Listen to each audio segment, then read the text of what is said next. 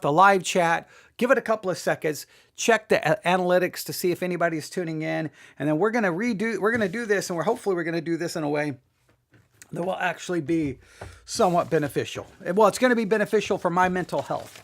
I don't know if it's going to be beneficial for anybody else, but this is purely for my mental health. All right. So, all right, let me see, go to YouTube here. Just give me a second. We're going to get this ready to go. All right, do a search for Theology Central.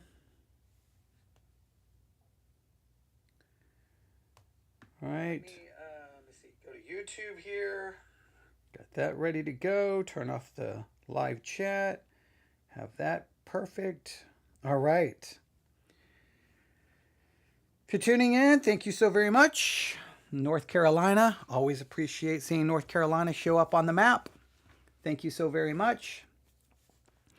We'll give it a couple of seconds here because I have to get this right today. All right. So I'm hoping, hang on, let me go to Sermon Audio, go to Webcast.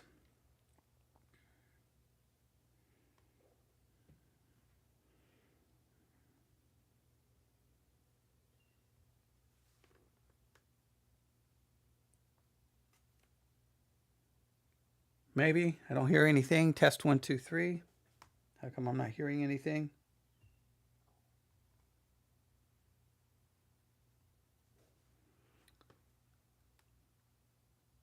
Test 1, 2, 3. Okay, maybe. There we go. All right. That was weird. That was a long pause of silence, and I was like, what is going on? All right. Get this ready to go here. Getting the iPad ready to go, getting all my notes ready to go.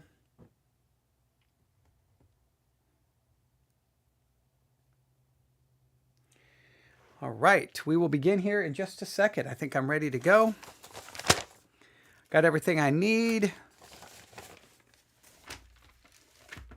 Got a Bible open. I'm hoping I can turn this into a decent episode, and I will be happy with it. So we will give it just a couple of seconds here.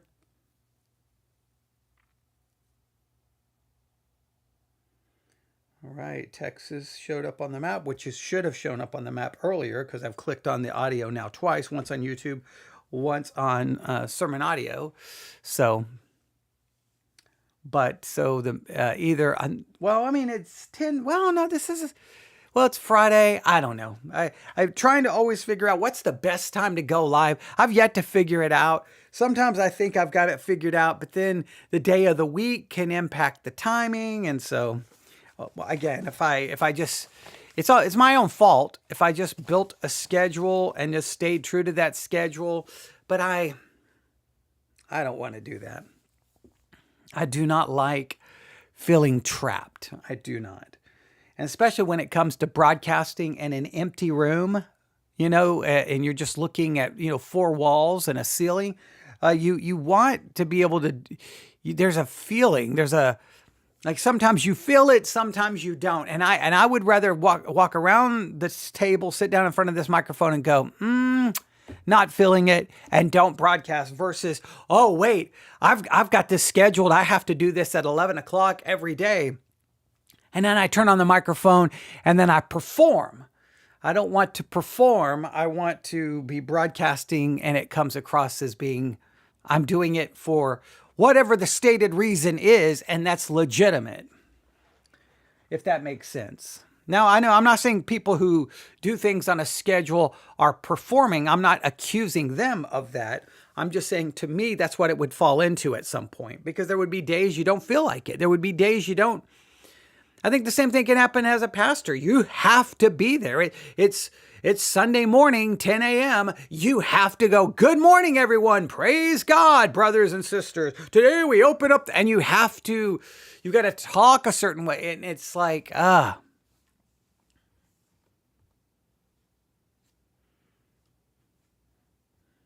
just like the people in the pew. Sometimes they don't want to be there, and they have to be there, and they have to perform. Well, we could have a long discussion about how much of Christianity, how much of our Christian life is performative versus coming from from a place of being real, being true. I don't know. I think a lot of it is performative. That's just my own thoughts. But all right, ladies and gentlemen, are you ready? Let's do this.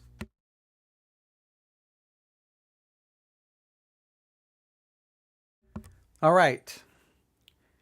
Here we go. I hope this works. Open up my notes. Ladies and gentlemen, we go live in 5, 4, 3, 2, and 1.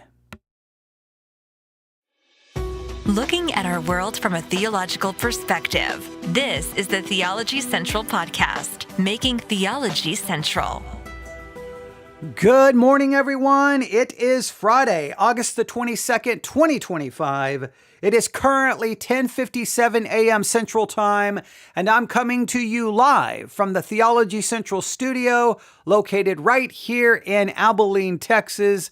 And I have spent a lot of hours in this studio, and I have used those hours to pace back and forth with lots of regret, lots of frustration, lots of, man, why did I do it that way? Why did I mess up? And just really, just greatly bothered by it. Probably I'm far more bothered than anyone else is, but I have been bothered ever since the last broadcast where we did an episode in our Song of the Summer series, and we talked about the song Love Me Not. Right? And I so wanted the episode to go perfectly because I love the song Love Me Not. I love it. I feel the emotion in it. I have a connection to it. I love the song. So I really, really, really wanted to do a great episode about the song. I wanted to capture its emotion, capture the feeling, talk about it, talk about why I think people can relate to it, the major themes found in it. I wanted to do all of that. And I did an episode that was over, 75 minutes long, pouring out everything I could about the song, only to discover after I uploaded that, I uploaded the song or uploaded the episode, and then I'm like, okay, that was good. Okay, man, I think I did pretty good. I think I did great. And then I walked right over, then I left this table, moved right over to my right, picked up my headphones, hooked all of my stuff up to my stereo equipment, and said, you know what? I'm going to listen to Love Me Not. Hit play. All right, right. I'm going along with the words. And all of a sudden I realize, whoa, wait a minute. My lyrics that I was breaking down are different than these lyrics. How did I mess up? What occurred? Why did this happen? And I did I'm not going to say a retraction. I did a correction episode that was about 20 minutes long. And I tried to break down what happened. And I went back and listened to my explanation, and it sounded like I was making excuses, even though I said I wasn't trying to make an excuse. Look, let me make it very clear. I messed up. There is no excuse. I should have caught, especially as someone who's listened to the song as many times as I've had, I should have caught it. But once I'm breaking down the lyrics, I think there was a pause in my mind for a second, like, wait a minute. Is that okay? But I just went along with it. And here's what happened. Okay. I've talked about this many times. I can open up any of the music streaming services, right? I can open up Apple. I can open up Amazon Music, any of the ones that offer the lyrics to the songs. But I can't copy and paste those lyrics into my notes and start editing them and breaking them down, right? So either I can just open up the music app and just read the lyric, and then kind of go to my commentary. But you want it all right there in front of you in your notes, right? So what I'll do is I'll get online and do a search. Love Me Not, Arrive in Lene, okay? Boom. All right, there's the lyrics, copy, paste. All right, now let's break this down. Okay, I'm going to take this line. All right, now here's my commentary. All right, I'm going to take this line. Here's my commentary, and then okay, I don't think I'm going to cover all these lines because I think I got enough of the song. Because I can't cover every single word sometimes because it could take too long. I got to kind of balance this out and getting the idea of the song and not going 3 hours long. So then you make all of your editorial decisions, you break it down, you break things into different segments. Here's the lyrics, here's maybe the cultural understanding, here's the themes, maybe here's a theological perspective, and here's my conclusion. I break it all down, good, go live. Well, for some weird reason, the lyrics that I copied down were incorrect. I mean, they just had entire lines in it that's not actually in the song. Yeah, but it's almost like the lyrics that I was looking at, someone had taken the idea of the song and almost added lines to make the point even stronger and make it even more blunt, which was really working great for me breaking it down. The only problem is it wasn't accurate. And it bothered, I've been bothered all night. I know it sounds like it probably is some obsessive compulsive disorder. I got no problem admitting that. I just wanted it to be so right. So then I was like, what do I do today? I've got to broadcast. I'm like, well, I'm going to revisit the song. I'm just going to revisit the song. And I'm going to revisit the song with the factual lyrics. And I'm just going to do this. I'm going to try to break it down just once again, the emotion of it, without going through all the lyrics. And then I'm going to dig into it a little bit more theologically and biblically. And then hopefully this will be, does it redeem me? It doesn't redeem anything, but maybe I can turn it into something positive. So some of you don't care about the song. I understand, and you would prefer me to move on today, but I can't. If I move on, I'm just going to be, I'm going to be performing. I'm going to be pretending that this is what I want to talk about. Today we're going to talk about this. And I can try to come across all like invested, but my brain, the part of my brain is going to be like, you messed up, Love Me Not by Raven Lene. You messed up, Love Me Not by Raven Lene. You messed it up. You blew it. You failed. You messed up. And I can be performing to you going, oh, isn't this a great subject? But why pretend? Why perform and not just be honest with you and go, hey, you know what's on my mind today? The same song, Love Me Not by Raven Lene. In fact, when I get ready to put on music here, as soon as I get a chance to listen to some music, you know what I'm going to play first?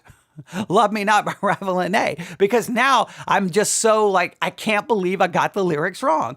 And so here we are. So what we're going to do is I've found a factual copy of the lyrics. I have those. I'm going to read all of the accurate lyrics to you. And remember what was even crazy is I gave the copy of lyrics that I found to artificial intelligence. And even AI said that my lyrics are the actual lyrics to Love Me Not by Raven Lene. And I'm like, no, it's not. They disagree with what's in the actual song. And so even AI could not confirm why that happened. But hey, I felt at least somewhat better that even AI was partially confused. But all I can do is fix everything now. Are you ready? So here we go. Hot off the press, the actual lyrics to Love Me Not by Raven Lene. And remember, I say the way her name is spelled is Ravyn. I want to say Raven Lene, but supposedly it's Raven Lene. I think she should change her name to Raven because that's much cooler sounding, right? That's my own feeling, all right? So here is the actual breakdown from a music streaming service. Now I'm not gonna go back and analyze the lyrics. I'm just gonna read them to you, and then we'll talk about them briefly. The goal here is really to get to more of the theological side of this, which I did not get to in my 75-minute plus. So this where it'll be new and additional information than what I've covered, but also offering somewhat of another correction. Are you ready? Love Me Not, Raven Lene. Number 5, number 6 on the Hot Billboard 100. Here we go. Remember the way these lyrics, it's almost, especially at the beginning of the song, it's almost like it's almost like a broken text or something you would write in a journal. It's like write a word, write 2 words, write 3 words, and it's not like a complete sentence. So you got to kind of get that feeling of what's happening here. So it begins this way. See, right now, I need you. I'll meet you somewhere now. You up now? I see you. I get you. Take care now. Slow down. Be cool. I miss you. Come here now. It's yours now. Keep it. I'll hold on until now. Now, I know if you just hear that, if you just hear it, it's so easy for you to just go, what in the world is that? Like, hey, speak in a complete sentence, but it's supposed to capture the emotional kind of turmoil that the person is experiencing. It's like you're just texting all these random things. It's like a stream of consciousness. You're not trying to formulate. It's like if you ever done a stream of consciousness in a journal, but in this case, they're pouring this out to someone. Now, sometimes it's better to write it in a journal than do it in a text at 3:00 in the morning, but it captures this kind of just like, man, it's almost frantic. It's almost manic, right? So let's go through it again. See, right now, I need you. I'll meet you somewhere now. You up now? I see you. I get you. Take care now. Slow down. Be cool. I miss you. Come here now. It's yours now. Keep it. I'll hold on until now. I need you right now. Once I leave you, I'm strung out. If I get you, I'm slowly breaking down. Whew. It's just all these just words, but there's so much going on. Look at it. So see, right now, I need you. So Ivan Lene, I don't know if this is her speaking from her own personal experience or she's like creating a character and this character is experiencing this, but the character in the song is like, okay, right now, I need you. So to this person they're in love with, this person they need, I need you right now. I'll meet you somewhere now. I'll meet you anywhere. But obviously there's no response, right? Because then it says, you up now? With a question mark. See, they're right. They immediately right now, I need you. Right now, I need you. I'll meet you somewhere. I'll meet you anywhere. You up now? Obviously, there's no response. Hey, are you up now? I see you. I get you. Take care now. Now, it's like, okay, now it's almost like, okay, well, maybe they're not awake right now. But hey, I just want you to know I see you and that I get you. Well, take care. Take care now. Take care. Like almost like, okay, since you're not responding when you do see it, take care now. Slow down. Be cool. I miss you. Come here now. It's yours now. Keep it. I'll hold on until now. I need you right now. Once I leave you, I'm strung out.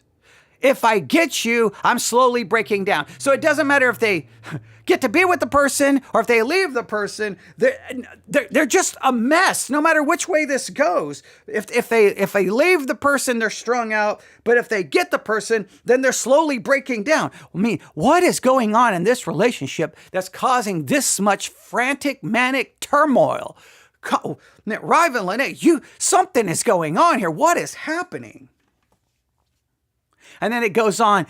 And it's hard to see you, but I wish you were here, right? I wish you were here. I was going to say right now because that right now has been used frequently, but all right. It's hard to see you, but I wish you were right here. Like on one hand, it's very hard to see this person, but on the other hand, I wish you were here right now. It's hard to leave you when I get you everywhere. It's so hard to leave you because no matter where they go, this person is still there. This person haunts them. This person stays with them. All this time, I'm thinking we could never be a pair. See, all this time I'm thinking there's just no way this can work. There's just no way this can work. She's all over the place. There's so many emotions going, like each little phrase captures an ocean full of emotion, if that's I think an accurate way of describing it. Oh no, I don't need you, but I miss you. Come here. Now she's saying, look, I don't need you. Well, it started off saying I need you. Now she's saying I don't need you, but I miss you. I don't need you, but I miss you. Hey, come here. Come here. And it's hard to see you, but I wish you were right here. It's hard to leave you when I get you everywhere. All this time I'm thinking I'm strong enough to sink it. Oh no, I don't need you, but I miss you. Come here. And you're just like, what is happening? She's like, I need you, I don't need you, this and that, back and forth. And you're like, what is going on? And then we kind of get it's not as explicit. The lyrics I had makes it much more explicit, but we really now get to what's going on. She sings this. He loves me not, he loves me. Like, playing that little game, you got a flower, he loves me not, he loves me. He loves me not, he loves me. Because you're trying to figure, do they love me? But listen to what she says here, because it really captures it. He loves me not, he loves me. He holds me tight, then lets me go. He loves me not, he loves me. He holds me tight, then lets me go. The problem is, the reason she's in a frantic, manic mess is this person is only there when they want to be there, but not there when they don't want to be there. And she's left with, well, he loves me, but then he just lets me go. Like this person shows up, utilizes you as a utility, as a matter of convenience. They show up, they get whatever they need. They get whatever, the emotional connection, friendship, encouragement. They get what they need, and then boom, gone. And then she's left going, wait, hey, are you awake now? Like, I need you now. Where are you now? Well, but that person doesn't respond. But then when the person responds, they show up, get what they need, and then they leave you. So he holds me tight, then he lets me go. He loves me not, he loves me. He holds me tight, then lets me go. Soon as you leave me, we always lose connection. And I think the idea is there, hey, you're here. Oh, now we have this connection. We're talking. But then as soon as you're done, there's no more connection. Why? Because the other person ghosts you. The other person doesn't talk to you. The other person can't speak to you, whatever the reason why. It's getting messy. I fiend for your affection, almost like, she's a drug fiend, like she's addicted. Don't loosen your grip. Got a hold on me. Now, forever, let's get back together. Lord, take it so far away. I pray that, God, we don't break. I want you to take me up and down and round again. And oh, it's so hard to see you, but I wish you were right here. Oh, it's hard to leave you when I get you everywhere. All this time I'm thinking we could never be a pair. Oh no, I don't need you, but I miss you. Come here. Oh no, it's hard to see you, but I wish you were right here. Oh, it's hard to leave you when I get you everywhere. All this time I'm thinking I'm strong enough to sink it. Oh no, don't need you, but I miss you. Come here. And it repeats it, and it falls right back into he loves me not. He holds me tight, then lets me go. And all of that. And then it says, you got to say that you're sorry at the end of the night. Wake up in the morning, everything's all right. At the end of the story, you're holding me tight. I don't need to worry. Am I out of my mind? Yeah, you sound like you're losing it. Because this person, well, when they wake up at the end of the night, they're like, well, sorry, I'm sorry. Why? Because the person is sorry because they're getting ready to leave you. They're getting ready to walk away. And you're going to be left alone with nothing, and the other person got what they wanted, and then you're just left alone. And then the song just continues with this frantic, manic repetition. It's just over and over, repeating the same phrases and same lines over and over and over and over, as this person is trapped in this emotional nightmare that they love this person, but at the same time, they're being ripped apart. They're being dismantled piece by piece, but they can't seem to escape the loop, because on one hand, when the person shows up, it's wonderful, but then the person just leaves them, and then they're left there alone going, wait, I want you, I need you, where are you? And the other person is nowhere to be found.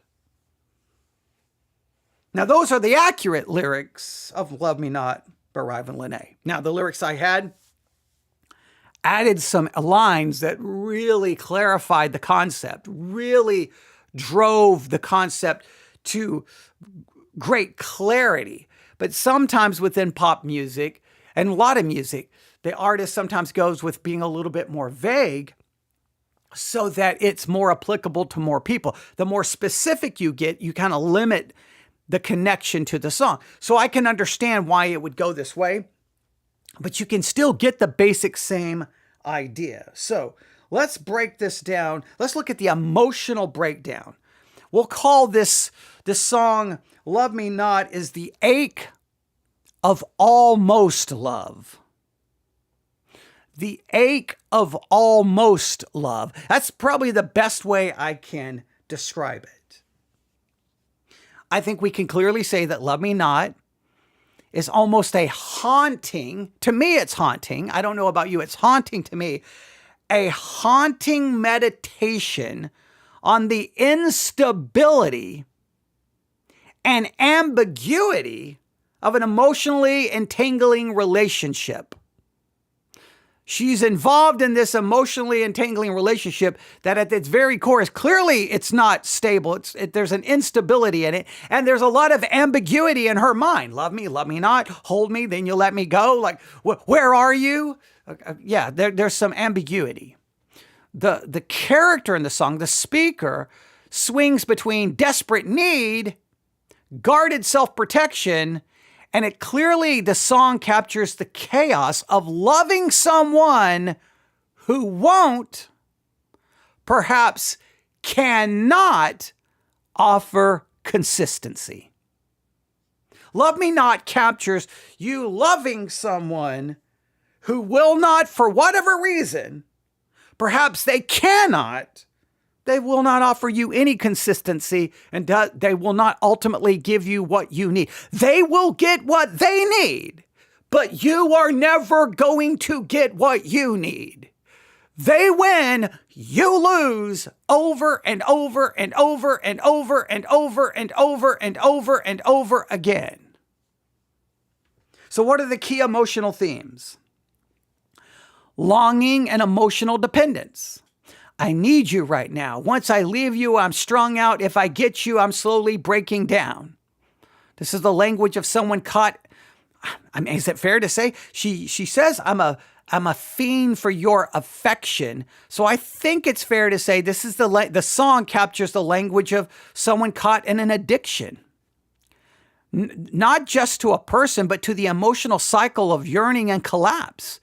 The speaker is obviously, the character is vulnerable, aware of their own fragility, and caught in a cycle they feel unable to escape. It's almost like it's kind of like this trap. Like they're addicted to this person, this idea, this connection that they feel, but then they have to live with the never-ending side effects. It's like being addicted to a drug, knowing all the horrible things it's doing to you, but for some reason you can't stop putting the needle in your arm. Well, they're there, but they can't seem to escape this. And they're just trapped in some ways. So it has longing and emotional dependence as a key theme. A second is internal conflict and denial. Oh no, I don't need you, but I miss you. Come here. The refrain captures the kind of the dissonance of heartbreak. The conscious mind says, I'm strong enough, while the heart begs for reunion. I think it's emotionally raw because it reveals how little control we have over our attachments once they take hold. Once your heart becomes attached, how much control do you have? What's the biblical concept? Where your treasure is, there is your heart. Right? Once you're attached, once you treasure, once you value, your heart is there, and you don't really have control over that emotional attachment to some level, right?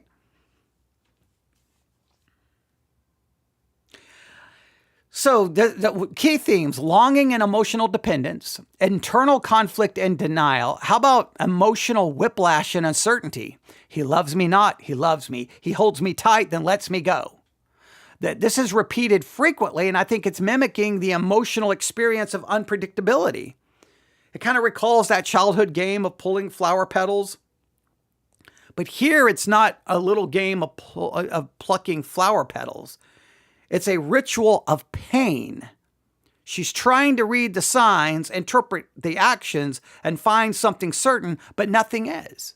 This is not like he loves me not, like a little game. This is like just never ending. Well, They seem to like me. Well, but there they go. They hold me, but then they walk away. Again, they are using this. She is simply being used for utility, for convenience. And I'm not even saying in a sexual way, but even in an emotional way. The other person shows up, not even saying it's about a sexual thing. The other person shows up and gets whatever they need, whatever it may be. Whatever they get what they need, and then they let you go. And she's left there going, are you awake? Are you there? Are you, well, and well, there goes the connection because they're being ghosted. The other person got what they need and for whatever reason. So it's emotional whiplash. A fourth theme is the hope prayer spiral, because the song and our other lyrics, which were interesting, they left all the God part out. If you remember my other lyrics, the lyrics left this completely out, this entire line. Lord, take it so far away. I pray that God, we don't break. My other lyrics left God completely out of this, right? So I think here, this is kind of important to be actually in the song. Lord, take it so far away. I pray that God, we don't break. See the conflict. Each one of these lines, it's contradictory. Lord, take it so far away. Get rid of all of this. Take it all away from me. I pray that God, we don't break. It's almost like take it all away, but no. I don't want this to break. I don't want this to end. It's like two different concepts.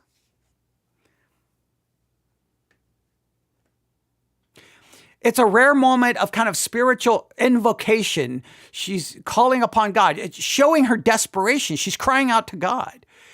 And she reaches outside of herself, asking for divine intervention, even as she contradicts herself in back-to-back lines. One wishing for escape, the next wishing for permanence. Lord, get me out of this. No, God. No. I don't want this to go away. What kind of insanity is that? But is it insanity? Or I think a lot of people can relate. That's why the song is so popular. And I think one more theme is kind of an emotional resignation masquerading as optimism. You got to say that you're sorry at the end of the night. Wake up in the morning, everything's all right. This is not a resolution. It's just, again, repetition. It's the coping mechanism of a person surviving by fantasy, smoothing out relational wounds through routine apologies and hopeful illusions of stability. And the cost is she's slowly unraveling. See, she's trying to survive through fantasy. You got to say you're sorry at the end of the night because that person's like, well, sorry, got to go. Bye. Peace out. Good night. Later. Enjoy your life alone. I got to go.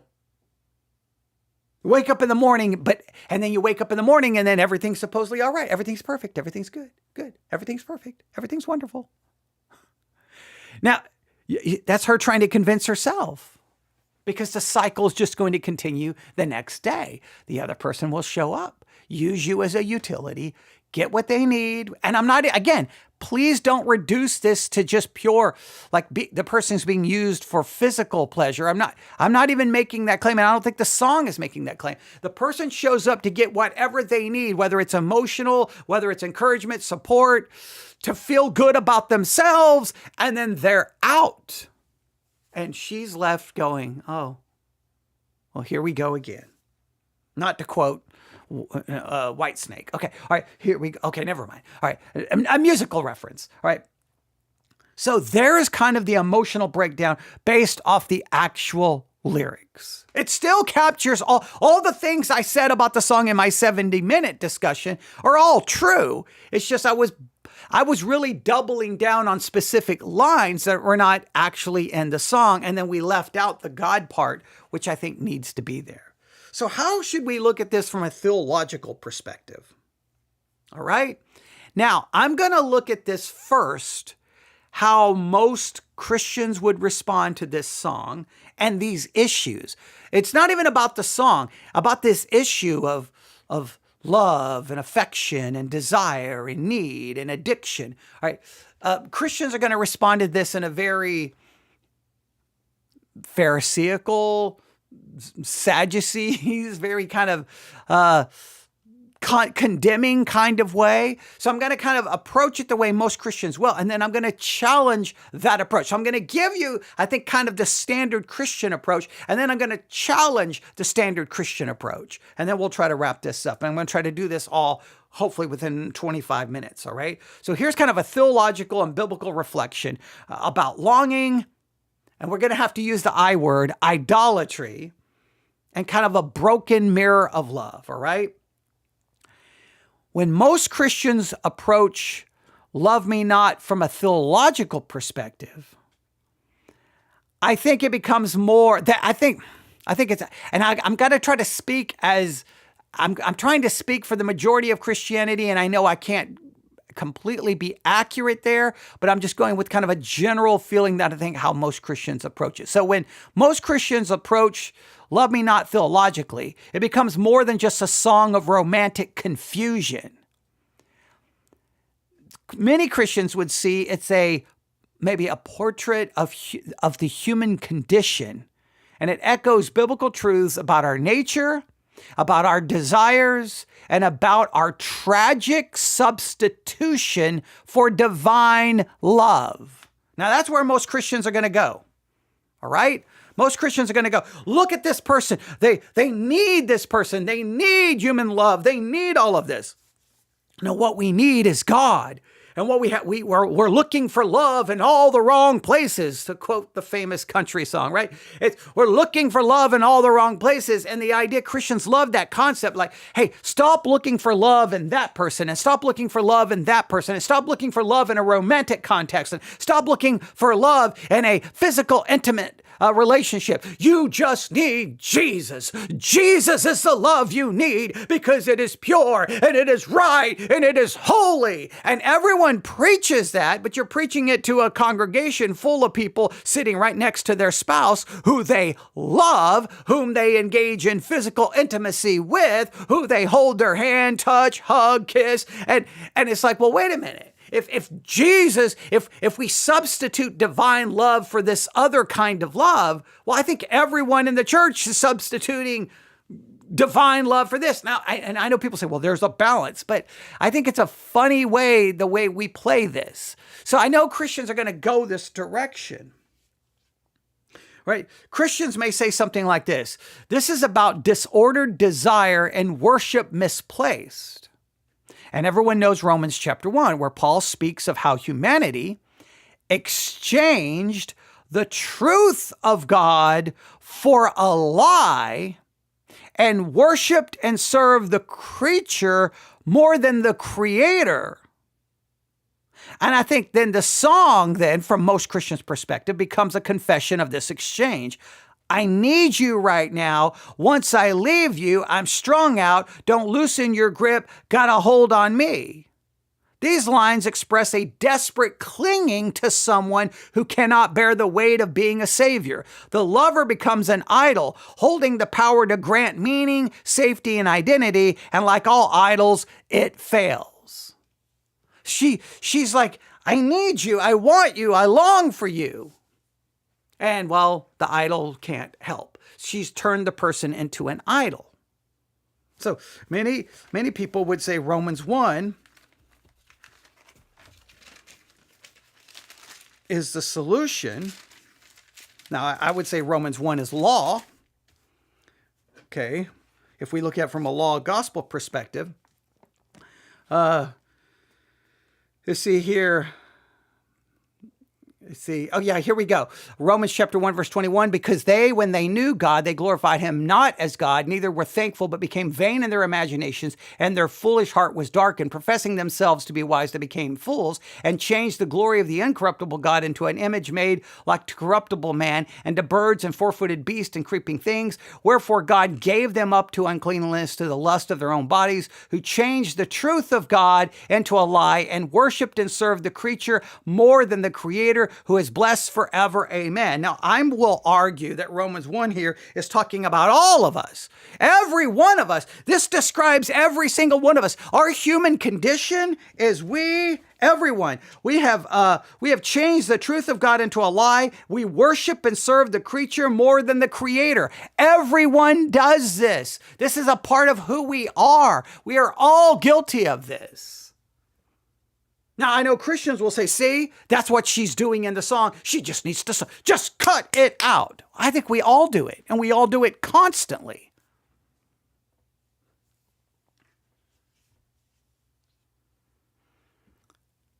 So is it disordered desire? Is it worship misplaced? Well, I think we all have disordered desires, and we all have worship misplaced. You know what? Our disordered desire, instead of desiring desiring God's glory, God's honor, and God's pleasure, and God's, approval, what our desire is for ourselves. We exalt self, glorify self, serve self, we love self. Our worship misplaced, we worship ourselves now we can wrap it all up in a robe of self-righteousness. We can talk about God, we can talk about Jesus, but when it comes down to it, that's the case of who we are and what we do. So, you could say, well, in the song, she's clearly doing this, but I think we all do it. We just sometimes won't admit it, and we won't be as blunt as she is in the song. Some Christians may say this song captures the cycle of sin and return. He holds me tight, then lets me go. We always lose connection. I fiend for your affection. Now, some Christians may say, well, this is like the book of Judges. It's a repeated cycle of sin, suffering, crying out, temporary relief, and return to failure. It's what Scripture reveals over and over. Humans do not change their behavior through willpower alone. Jeremiah 17:9, the heart is described as a deceitful thing, deceitful and wicked above all, or wicked and deceitful above all things. Well, maybe it's the cycle of sin and return. I don't see. I would already push back on that. Is the song describing a cycle of sin? I guess if you want to read it from some kind of a physical intimacy perspective, I guess you could, but I think it's just describing this emotional turmoil where someone they feel a connection, they feel love with this person, but the other person just is using them as a utility to get what they want. So, there's a cycle in the song. I will agree with that. The cycle is destructive. I will agree with that.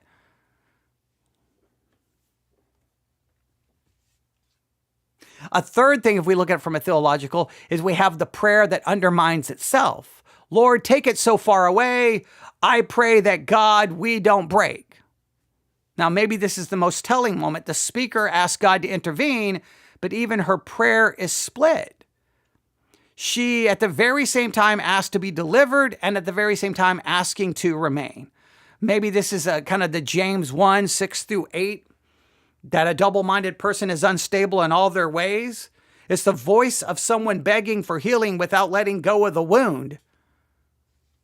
It does show the double-mindedness, the instability in her thinking. It does. I got no problem saying that. I'm willing to acknowledge that is clearly in the song. She is struggling with that. I think we can see that, but we're all double-minded in some ways, right? So many times we can pray, I think in our prayers, our prayers are more performative than honest. If our prayers are very honest, sometimes we're like, God, please take this away. No, don't take it away. Bring it right back. Oh, no, Lord, I can't. Oh, but I'm going to. But I don't think we're very, how brutally honest are we in our prayers, other than our prayers becoming a performative thing that, as if we're sitting in church instead of talking to God. That's one of the things I hate about so much public prayer. I think public prayer sometimes is for the benefit of the people listening, not to the one who we're talking to. Prayer is supposed to be communication with God. It's not about the people listening. Talk to God. Don't worry about what the other people hear. But can you imagine if we really prayed that way? Like in church, I'm going to pray, and I'm going to pray to God as if I'm really talking to God, and I don't care who gets offended. Hey, Lord, last night I was overwhelmed with great physical desire. And Lord, I satisfied that desire in an ungodly way.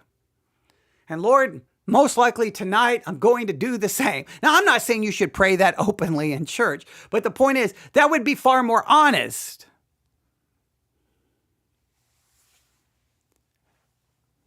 I don't know how honest we are, because I think we just learn to perform in prayer. Prayer is just, we say all the right religious words. So is she double-minded? Yeah. But you know what? Where's the best place to express your double-mindedness than in prayer? Right? Express your double-mindedness in prayer. That's who needs to hear that. Hey, Lord, I want you to take this away, but Lord, I don't want it to ever go away.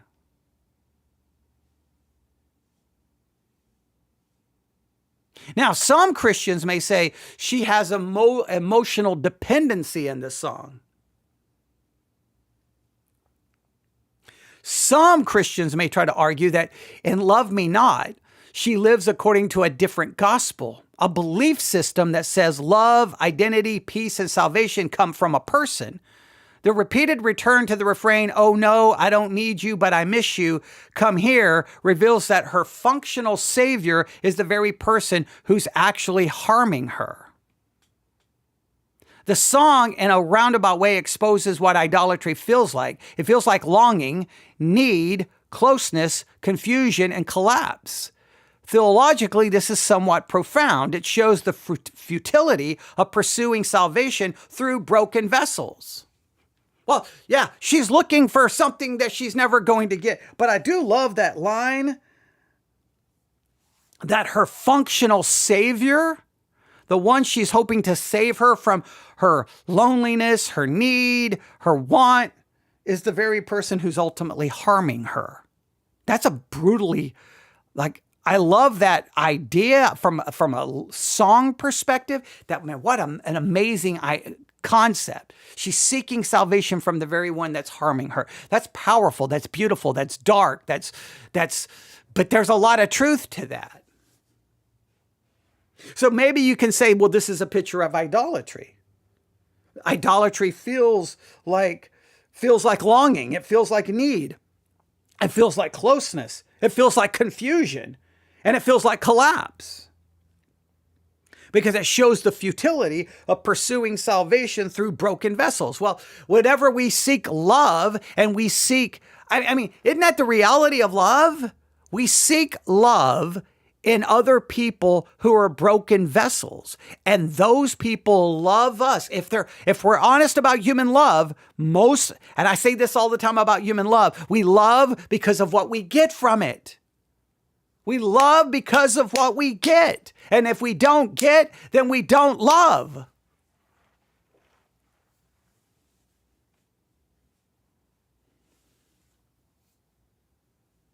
So I think there's a lot of biblical concepts that we could try to find in the song and take apart and criticize. So what I did is I went to artificial intelligence and I kind of wrote out what I just gave you is kind of what I felt the standard Christian response would be, right? And I gave the standard Christian response to AI, and AI is like, yeah, that's going to be pretty accurate to the way Christianity would typically respond. So then I wrote out my rejection of it. And I'm like, well, I struggle with the way Christianity would respond to this. And AI told me this, and I quote, "You're exactly right to resist the impulse to reduce Love Me Not to a simplistic idolatry equals bad verdict. What you're asking is the real theological and existential challenge. How do we reconcile the fact that human beings obviously need love, they need affection, they need connection, and they even need physical intimacy and physical pleasure?"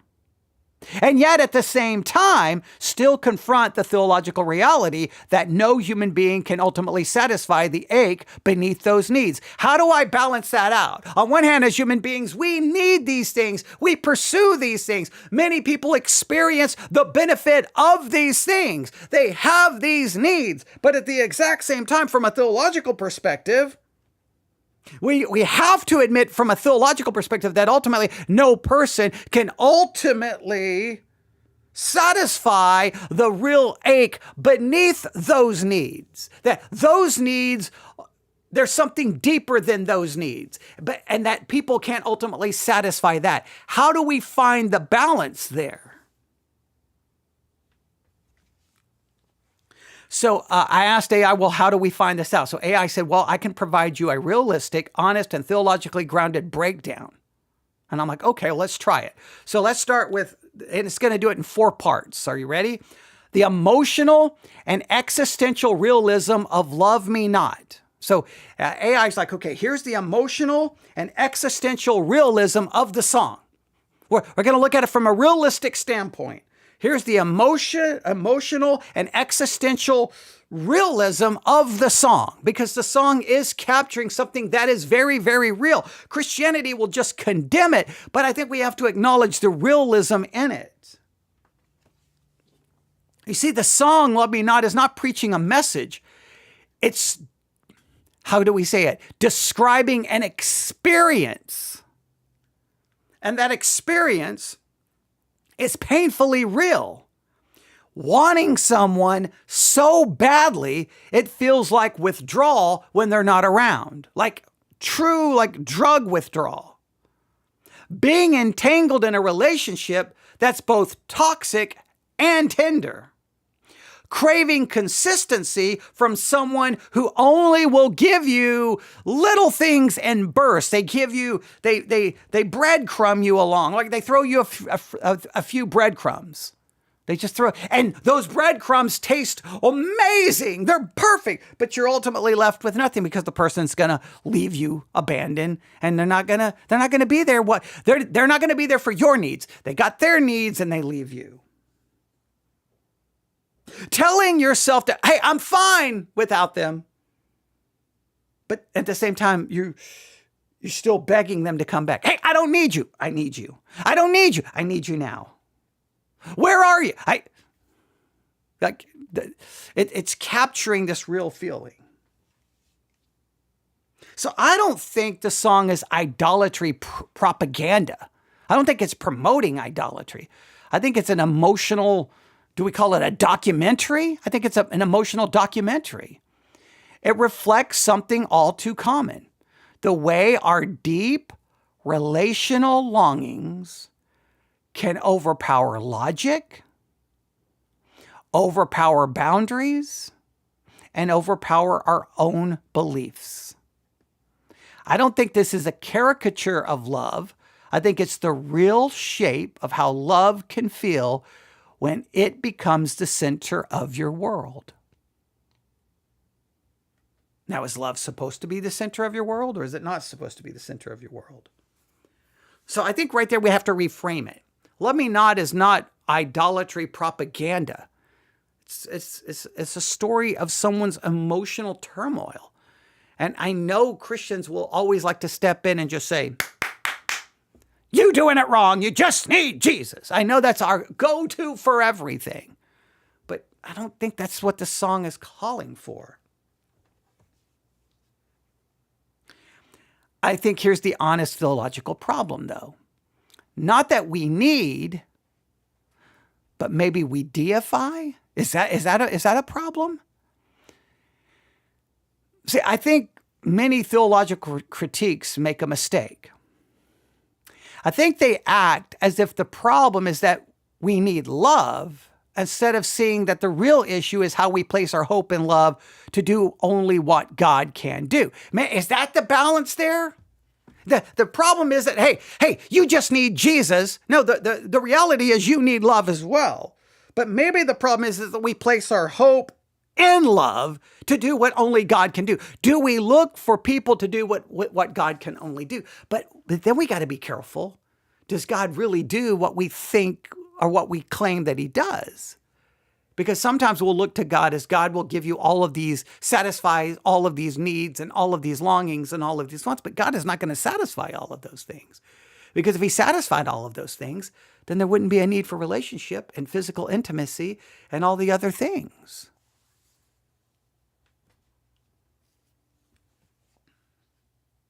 I think we have to be honest. I think we're made to need love. I think people need love. I think that's a part of our original programming. I think a part of our original programming is to want connection, to want intimacy, to need physical touch, to need, satisfaction in an intimate way, and to need some kind of emotional safety. That is not sinful. It's human. It's the idea that it's not good for man to be alone kind of concept.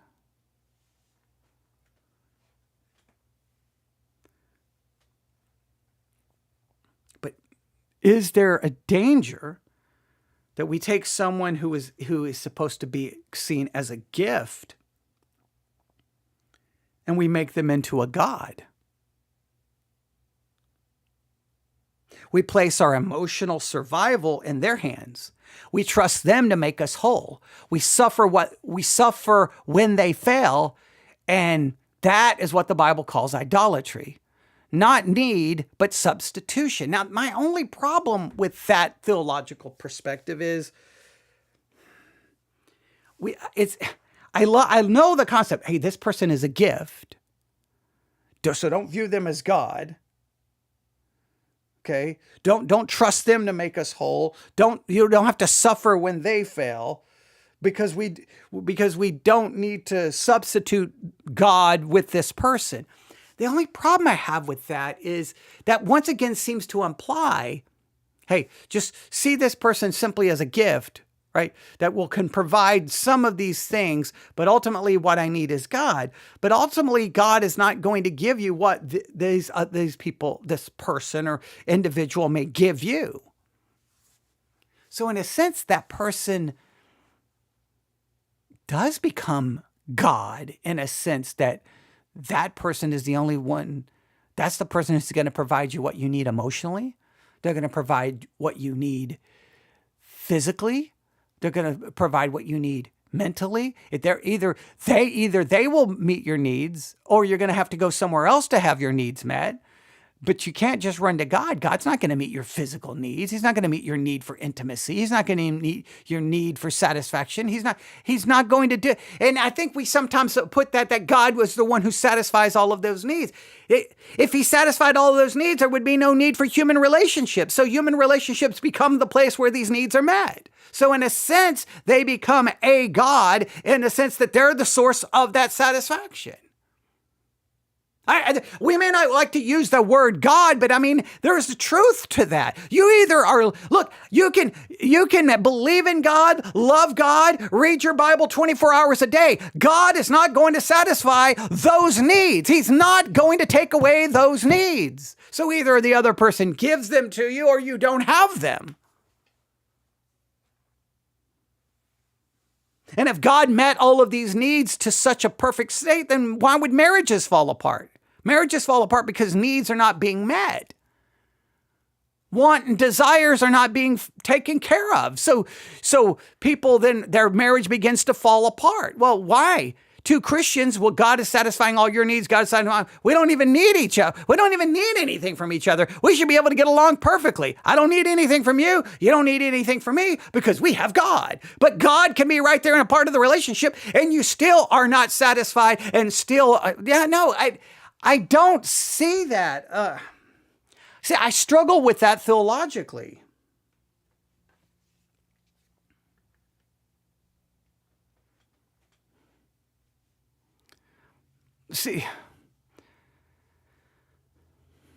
You could say the theological problem in the song isn't that she wants love, but that she's hoping this love will save her. But that love will save her from the things she needs, right? She should not find peace in the relationship.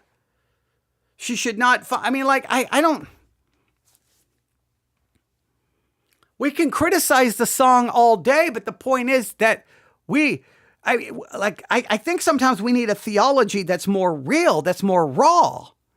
As humans, you have these needs.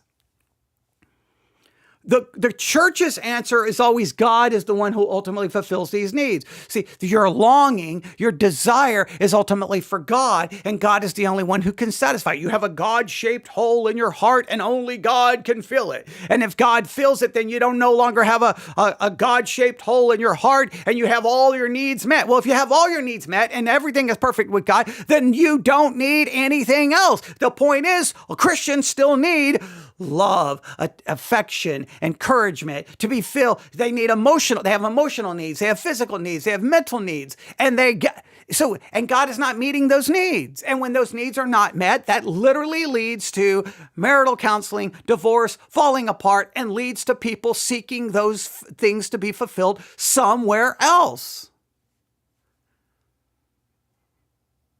And what Christianity does is when you're struggling with all of these needs about being met, we talk in such a pious way, just turn to God. Just turn to God, and he will fix everything. And it's funny that I'm supposed to turn to God to fix everything. Well, you go get all of those other needs met. Seems kind of interesting, huh? Because if God is the one who can satisfy all my needs, then why do you need to go get your needs met all the opposite ways?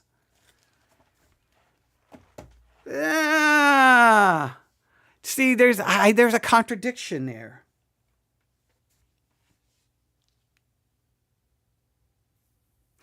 AI did tell me this. Christians often say Jesus is enough, but then live like they desperately need romantic love, sex, and companionship. That's because Jesus is enough is true spiritually, but incomplete emotionally and physically when isolated from the way God made us. God designed humans to need relationship, community, physical intimacy in marriage, or just, I know we can say that's where it's supposed to happen, but we have the need for physical intimacy, companionship, and some kind of emotional connection. I think theologically we can say God designed us for relationship, designed us maybe for some level of community, definitely for physical intimacy. That's the whole Song of Solomon, the Song of Songs. You can try to spiritualize that book all day long, and that becomes very uncomfortable. Companionship. Obviously there was a need for that even in the Old Testament, because for some weird reason, all the people in the Old Testament end up with multiple wives. They end up with multiple women over and over again. Multiple ones. Well, why? Well, because there's a need there. Now, I'm not saying they're meeting the need correctly, but there's a need. So saying Jesus is enough does not cancel our need for those things.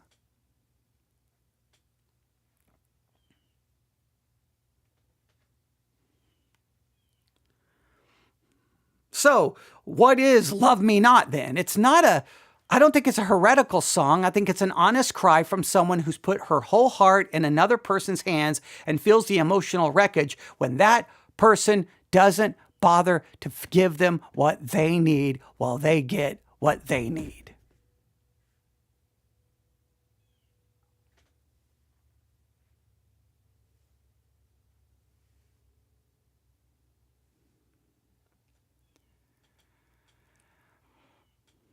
Now, I think we could possibly say the truth is we need love, touch, intimacy, and affection. True. Is it an error when we make human love the ultimate answer to our pain? I don't know. Is God there to fix all of my pain? Everyone always says God is there to fix your pain. God is there to fix my spiritual need. I need righteousness. I can't ever be as righteous as the righteousness that's demanded. God provides that righteousness in Jesus Christ, his perfect righteousness being imputed to my account by faith alone. I need someone to pay for my sins, or I'm going to have to pay for them for myself, and an eternity separated from God in hell. That payment was made by Jesus Christ. By faith, his blood is given. It washes away all of my sin. We'll state it that way. So he fulfills all of that. We like to turn God into whatever you need today, God is there to provide.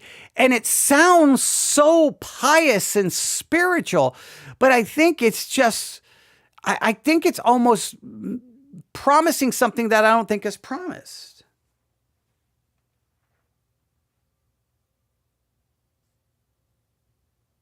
See, the truth is we're made for relationships, but is it an error when we treat relationships as a replacement for God? Well, people say, yes, you cannot treat a relationship as a replacement for God. But when we fall in love and we have this relationship, we desire this relationship, we want this relationship, we need this relationship, we enjoy this relationship, are we replacing God with that relationship? Or are we just simply saying we need this relationship and God does not provide what I get in a relationship? Because if God could provide what I get in a relationship, why wouldn't I go to God, since God could give that to me perfectly, where a relationship can't?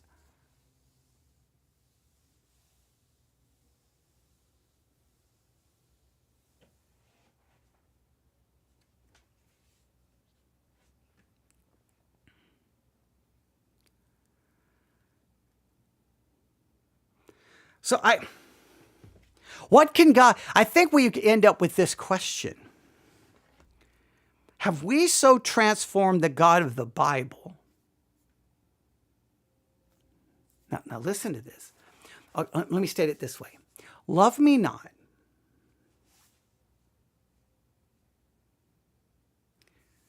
by Riven Lene is a song where the character is very much an emotional turmoil because they want, they need, they desire this person because they have needs and desires that they need met. And this person shows up and leaves them after they get what they want. So she is left without it. She's left broken, confused, and whiplash, and she doesn't know because she can't get what she needs when the other person gets what they need. But in a roundabout way, have we as Christians reduced the God of the Bible into our own little idea of the perfect lover? Because so many praise songs turns God into our boyfriend. We've reduced God into our perfect lover who's supposed to give me everything I want and everything I need. And we say that, we teach it, we may even sing it in our praise songs where we very much turn God into a sentimental lover, our sentimental boyfriend. And I think maybe that's the problem. God was never designed to be that. I know Christianity is built on this sentimentalism, right? You know, God is all you want. God is all you need.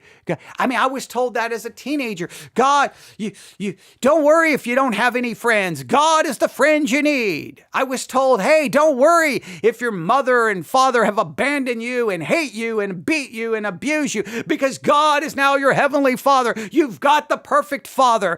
So if God is the perfect boyfriend, the perfect husband, the perfect wife, the perfect lover, the perfect parent, then we don't need any human relationships. We should just be able to go to God. And I don't know if if the Bible was ever intending us to see God in that way. I think the Bible was intending to say, God is holy, righteous, perfect. We are sinners, and our need is to be saved from our sin. And the only place we can look, the only place we can turn to is a God who loves us. So we look to God's love, and in God's love, he sent his only Son, and in his Son, he paid for my sins, so they're washed away, and his righteousness is imputed to my account. So I stand before God in my position, perfect, holy, righteous. All of those needs are met. All of that. That ultimately in heaven, there'll be a new body, no more pain, no more suffering, no more death. God is the ultimate fulfillment for everything. But I don't think it's supposed to be designed that, hey, you're having all of these emotional needs and these relationship needs. Well, God is the one who will fix it. I don't know if I struggle with the way we've reduced God to being the one to fix those situations. Because if God was the one to fix those situations, you know what marital counseling would be? Okay, tell me what he's doing wrong. Okay, tell me what she's doing wrong. It sounds like that she's not meeting your needs and you're not meeting her needs. Well, here's the problem, people. God is the one who meets all your needs. So stop looking to him. Stop looking to her. You both look to God. All your needs will be met. And you don't need to worry about what the other person is doing because you don't need them. And you should need her. She should need you. God is all you need. And so you just live together. But God is the one fulfilling all your needs. So you should be the most content, satisfied people on earth.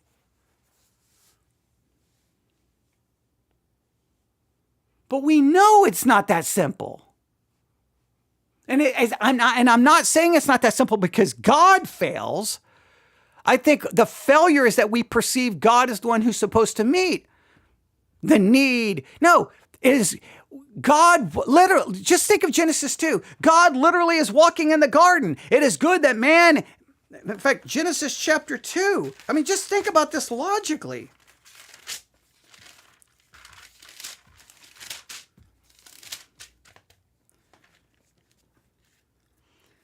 If Genesis chapter 2, see if we can find it. See, and the Lord God took the man, put him in the Garden of Eden to dress it and to keep it. And the Lord God commanded the man, saying, of every tree of the garden thou mayest freely eat, but of the tree of the knowledge of good and evil thou shalt not eat of it. For in that day thou eatest thereof, thou shalt surely die. And the Lord God said, it is not good that the man should be alone. I will make him a helpmeet for him. Now wait, God's right there with him. God's right there in the garden. God's his creator. God walks in the garden, but yet he's like, hey, it's not good for man to be alone. Wait, look, he's not alone. God is there. God can meet all of his needs. God can be his helpmeet. But God did not design it that way. So stop acting like God can meet all of the needs when he was actually present with Adam. He still made Eve.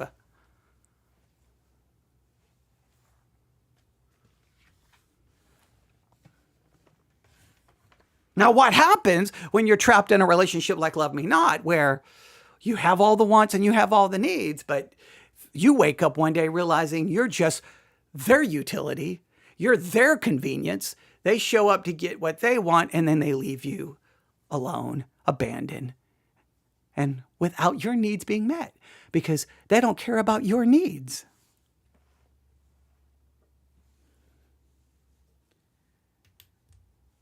Now, lots of people find themselves in those kinds of relationships where you're like, oh, well, okay, none of my needs are going to be met here, and they don't seem to care. Now, when they need me to show up for whatever, hey, it's time for you to show up. Now, act like this, be this way, do this, do this, do this, do this, do this, do this, do this, do this, do this. Okay, now thank you. And if I don't get all of my needs met, there's going to be a fight, there's going to be an argument. Okay, I got my needs met. Now, go away.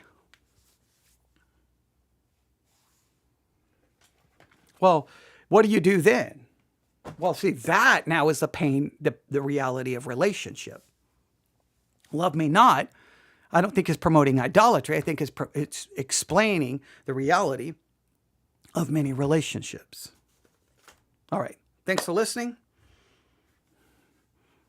That's a much more accurate.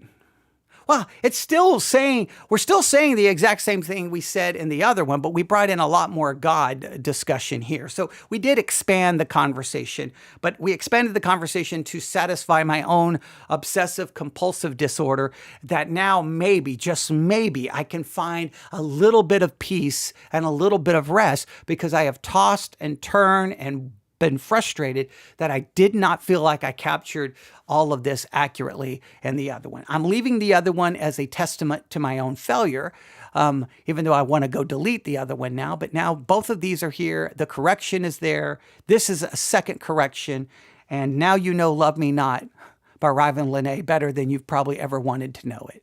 So when you listen to the song, you struggle with, you try to think about what that person is feeling. And then just try to understand, do we have a correct theology about what God provides or doesn't provide? And have we reduced God to, he's the perfect lover, he's the perfect boyfriend, he's the perfect husband, he's the perfect wife? I think we've I think we messed up there. And I think that's what leaves a lot of people disillusioned by Christianity and why they get frustrated and why they're like, this garbage doesn't work, because I think we gave them false promises. That's just my thought. Thanks for listening. Everyone have a great day, and God bless.